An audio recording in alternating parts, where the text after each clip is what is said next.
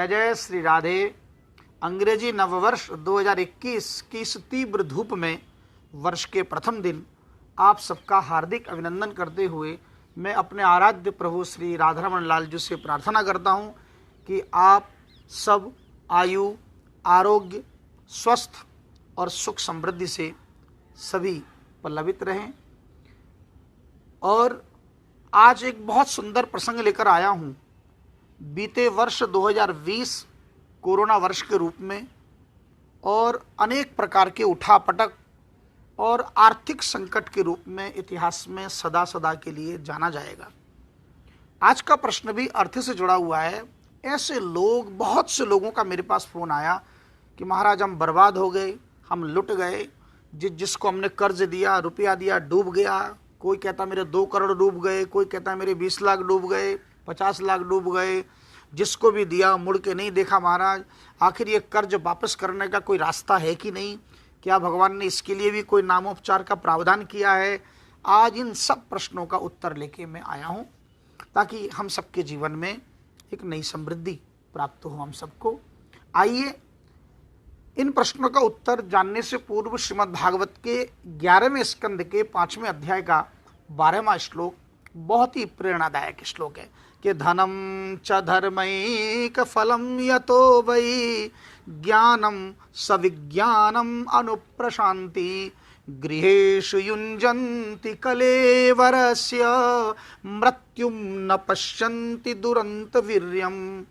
देखिए, धनम च धर्मैक फलम, जब जब हम धन का चिंतन करें, धन प्राप्ति का साधन जुटाएं, तो सबसे पहले आप ये बात अपने मन मस्तिष्क में बिठा लीजिए कि आखिर धन किसके लिए होता है, किसकी सेवा के लिए होता है।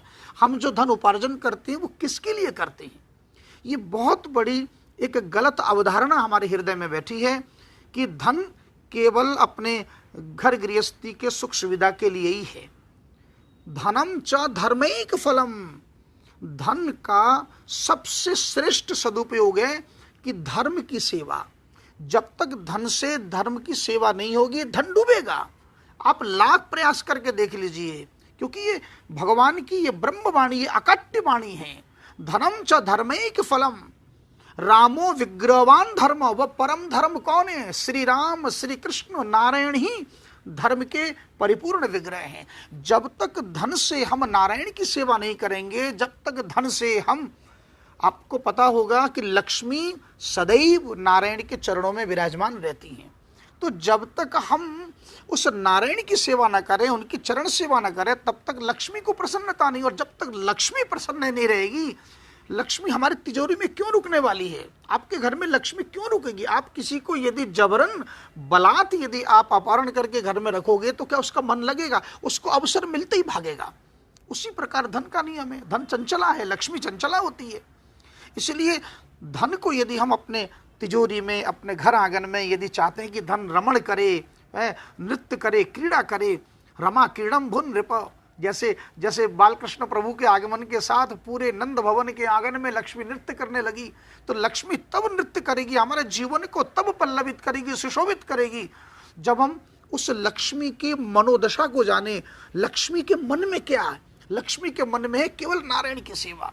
इसलिए धर्म च धर्मैक फलम, जब तक धर्म का फल हम ना लगाएं, धर्म का वृक्ष ना रोपण करें, तब तक धन हमें सुख नहीं देगा।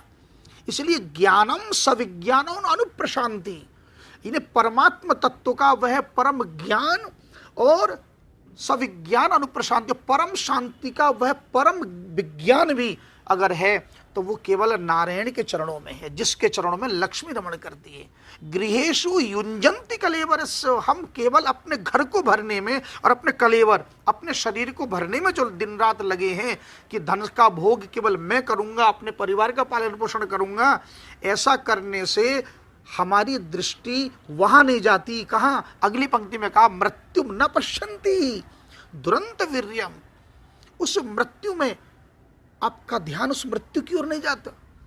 मृत्युम न पश्यन्ति, मृत्यु को दिखाई नहीं दे रहा है। और जिसको भर रहे हो वो तो टूटने वाला, वो तो किसी और का ग्रास है। भाई आप जिसको पाल रहे हो पोस रहे हो वो किसी और का ग्रास है, वो काल ब्याल है, वो काल रूपी सर्प घात लगा के बैठा है कि तू खूब खिला पिला, मकान बंगले खूब खड़े कर, क्योंकि इसको मैं निगलने वाला हूं। तो भैया जो निगलने वाला है उसके लिए पालन पोषण कर रहे हो, और जो हमें अमरत्व की ओर ले जाए, जो परम शांति, क्या लिखा है, ज्ञानम सविज्ञानम अनुप्रशांति, परम शांति का जो बड़ा विज्ञान है, परम ज्ञान है, हम उससे अनभिज्ञ हैं अभी तक। इसलिए भगवान कह रहे हैं कि यदि मेरे शरण में आओगे तो ऐश्वर्यम च अष्टदा यस्माद यशश्चात्म मलापहम। महाराज आपको समस्त प्रकार के, 8 प्रकार का ऐश्वर्य, 8 प्रकार का ऐश्वर्य कौन कौन से, आयु, आरोग्य, अभिवृद्धि जिसे हम प्रॉस्पेरिटी कहते हैं, उसके बाद पुत्र पौत्र यानी संतान वृद्धि, जिसके बाद धन धान्य संपत्ति की वृद्धि, विजय यानी सफलता, और अंत में यश और कीर्ति। ये 8 प्रकार की समृद्धि उसके कदम चूमते हैं जो नारायण की शरण में आते हैं। अच्छा, ऐसा हमारे साथ होता क्यों है? देखिए, एक जन्म का तो ये सर्व शरीर है नहीं, ये जन्म जन्मांतर तक की अनंत यात्रा में आप आ रहे हो। पूर्व जन्म में जिसका भी धन हमने हड़पा हो और हमने चुकाया ना हो, तो इस बार वो कर्ज के रूप में हमसे ले गया। अथवा जिन्होंने अभी अभी आपने सुना गृहेषु युञ्जन्ति कलेवरस्य, अथवा केवल जो अपने शरीर और अपने पेट को भरने में, परिवार को भरने में लगा है, पोषण करने में लगा है, जो अपनी आय का, जो अपनी इनकम का 10% धन नहीं निकालते धर्म रक्षा के लिए, धर्म की सेवा करने के लिए, उनका धन ऐसे चला ही जाता है, वो टिकने वाली नहीं है लक्ष्मी। इसलिए अच्छा, इसमें 2 प्रकार की दृष्टि है। जो कर्मयोगी है उनके साथ तो ऐसा होता है, पर जो भक्त योगी है, भक्त कभी भी उलाहना नहीं देता कि भगवान आपने मेरे साथ ऐसा क्यों किया। भक्त, अच्छा समुद्र देखिए ना, संसार का सबसे विशाल क्या बोलते हैं, महासागर, रामचरितमानस में वो समुद्र भगवान के आगे हाथ जोड़ के कह रहा है, बोले प्रभु आपने मेरे संग बहुत अच्छा किया, कि प्रभु भल कीन मोही सिख दीनी, मर जादा पुनि तुम्हारी कीनी। प्रभु भल कीन, आपने बहुत अच्छा किया जो मुझे सबक सिखाया। भक्तों के जीवन में यदि कष्ट आए तो भगवान कष्ट क्यों दिए? अरे भाई, तुम्हारी दृष्टि उस कष्ट पर है कि वो 100 करोड़ रुपया ले गया, 2 करोड़ रुपया ले गया, वहां ध्यान है, पर जो 100 करोड़ का दिल धड़क रहा है, यहां ध्यान नहीं है। ये 100 करोड़ का, 1000 करोड़ का जो दिल यहां धड़क रहा है, तो आपकी दृष्टि वहां से अंतर्मुखी हो जाए और बोले वो तो नकली धन गया, पर असली धन के रूप में मेरा दिल धड़क रहा है, जहां मेरे श्याम सुंदर, मेरे राधारमण लाल बैठे हैं, ये तो कोई मुझसे नहीं छीन सकता है। तो जब तक इनसे प्रेम नहीं होगा, और एक बार इनसे यदि प्रेम हो जाए, बहिर्मुखता हो जाए उस धन से, और इनसे यदि प्रेम हो जाए, तो आपको जो आपने कभी कल्पना नहीं की होगी, भगवान आपको विष्णुम यतः शांतिर यतो भयम, भगवान कहते हैं विष्णु की शरणागति लोगे तो परम शांति और अभय है। यतो शांतिर यतो अभयम, अभयम आपका कोई बालवा का नहीं कर सकता है। वो पैसा गया तो गया, पर भगवान ने आपके लिए न जाने और क्या सोच रखा है। वो 1 करोड़ ले गया, भगवान आपके लिए 1000 करोड़ का ढेर प्रतीक्षा कर रहे हैं। परम सुख और परम शांति क्या है? भगवान रामचरितमानस में कह रहे हैं, नाम राम को कल्प तरु। अरे तू 1 करोड़ की तरफ देख रहा है, मैं तो तेरे लिए कल्प वृक्ष हाथ में लेके खड़ा हूं। कल्प वृक्ष किसे कहते हैं?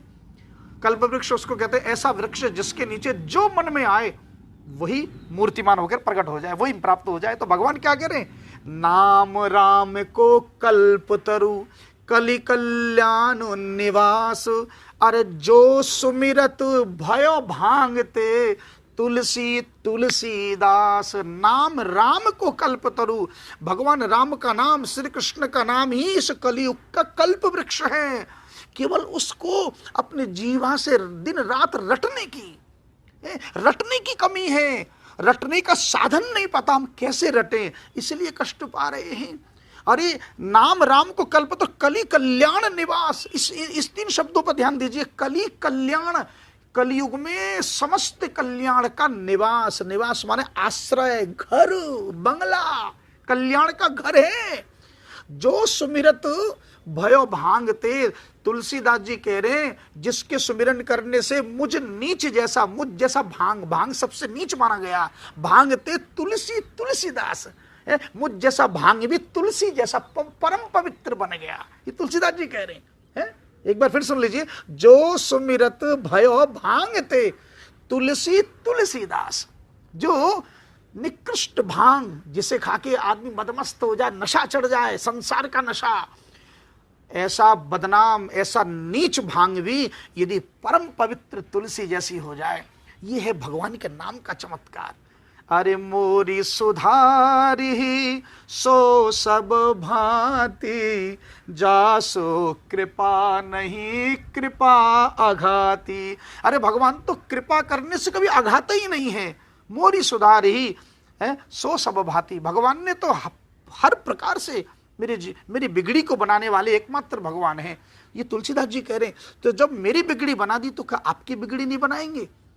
इसलिए परम धन वो नहीं है जो ले गया कर्ज में, जो डूब गया, वो परम धन नहीं, वो तो नकली धन ले गया। वो इसलिए ले गया ताकि आपका कष्ट, जो आप अस्पताल में कष्ट पाते, जो आप थाने में, कोर्ट में, कचहरी में जो चक्कर लगाते, उस कष्ट से बचाने के लिए भगवान उस धन से आपको विमुख करके, भगवान कहते हैं जो अंतर्मुखी हो जाए, जो मैं भीतर बैठा हूं एक बार मुझे देख। और वैसे भी भागवत में तो भगवान स्पष्ट कह रहे भक्तों के लिए, यस्याहम अनुगृहणामि हरिष्ये तद धनम शनै, जो मुझसे अतिशय प्रेम करेगा मैं धीरे धीरे उसका धन छीन लेता हूं। और ततो धनम तजन्तस्य स्वजना दुख दुखितम, उस धन को छीनने के बाद फिर वो स्वजनों के पास जाता, मैं उन लोगों से भी विमुख कर देता हूं।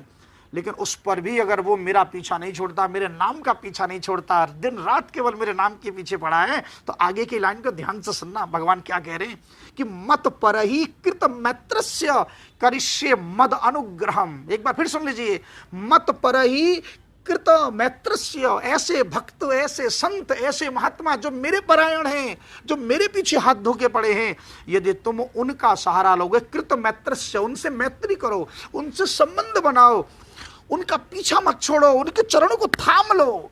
यानी ऐसे भक्त दिन रात जो नाम जपते हैं, यदि आपने उनके चरणों को थाम लिया तो करिष्ये मद अनुग्रहम, फिर मैं दोनों हाथ उठा के तेरे मस्तक पर रख देता हूं, मेरी कृपा अनवरत बरसती है। फिर इतना धन दूंगा, इतना धन, तेरी अगली भी 21 पीढ़ी उस धन को खर्च करके समाप्त नहीं कर सकती। ये भगवान कह रहे हैं, मैं नहीं कह रहा हूं। अरे अपतु अजामिल गज गणराओ, भय मुकुत हरि नाम प्रभाओ। अपतु अजामिल, अपतु माने नीच, अजामिल, अपतु अजामिल गज गणराओ, है गज जैसा पशु, और गणराओ है गणी का नाम की वैश्या। ऐसे पतित लोग भी अगर नाम का आश्रय लेकर आए तो भय मुक्त हरि नाम प्रभाव, ऐसे पतित लोगों को भी नाम ने मुक्त कर दिया, संसार के कष्टों से मुक्त कर दिया महाराज, उन्हें परम धनी बना दिए। केवट ने तो भगवान के हाथों से दिए हुए स्वर्ण की मुद्रिका तक लेने से मना कर दिया कि प्रभु अब कछुनाथ न चाहिए मोरे, दीन दयाल अनुग्रह तोरे। अब अनुग्रह के सिवा, अब आपकी कृपा के अतिरिक्त अब मुझे कुछ नहीं चाहिए।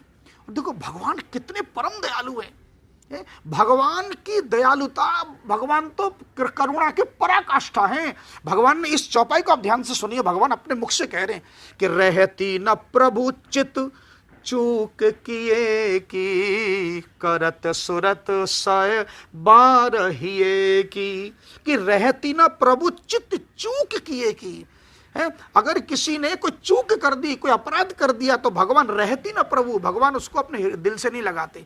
आपने कौन से अवगुण किए, आपने कौन से अपराध किए, भगवान उस अपराध की तरफ भगवान का ध्यान नहीं है। तो बोले करत सुरत सहवार ही ये की, पर भगवान हृदय से एक बार यदि आपने अच्छा सत्कर्म कर लिया, एक बार ठान लिया प्रभु अब तक जो हो गया सो हो गया, मैं आपका हूं आप मेरे हो प्रभु, तो कहता करत सुरत 100 बार 100 बार भगवान आपके उस सत्कर्म को अपने सामने ले आते हैं। और आपने जो पीछे दुष्कर्म किया उसकी तरफ भगवान ध्यान भी नहीं देते। पर संकल्प यदि कर लें, तो आप यदि संकल्प कर लो, बोले प्रभु आज से मैं आपका नाम जप लूंगा, आज से मैं आपके नाम का सहारा लूंगा, तो आपके जीवन के सारे कष्ट, ये जितने भी कष्ट हैं जो आपने कहा, ये धन संपत्ति, ये सब कुछ दूर हो जाए। नव वर्ष पर संकल्प कर लीजिए कि मैं नाम जपूंगा श्रद्धा से। बस हम नाम जपना जानते नहीं है, नाम कैसे जपें ये हमको पता ही नहीं है। नाम जपते समय अजस्त्र अश्रुपात होना चाहिए। जब तक नेत्र सजल ना उठे तब तक नाम जप का फल क्या। मैं कहता हूं कि 3 घंटा 35 मिनट जपें, इसलिए कहता हूं ताकि आपका नाम जप में रुचि अभिवृद्धि हो, है ना। हाँ, अब प्रश्न उठता है कि हम कौन सा नाम का सहारा लें। आप किसी भी गुरुदेव से मंत्र लीजिए, नाम लीजिए, जपिए, पर श्रद्धा से जपिए, अश्रुपात करते हुए जपिए, तो नाम का फल मिलेगा। वैसे गोपाल सहस्त्र नाम में बहुत से नाम दिए। ओम श्रीधराय नमः, यदि कोई शत्रु नहीं लौटा रहा तो ओम वैरी मर्दनाय नमः, इन नामों का आप आश्रय ले सकते हैं। इसलिए मैं इस नववर्ष 2021 में यही आह्वान करूंगा कि रात दिन आप अश्रुपात करते हुए हरे कृष्ण कृष्ण कृष्ण हरे हरे, हरे राम राम राम हरे हरे जप कीजिए। बहुत आनंद आएगा। जय श्री राधे।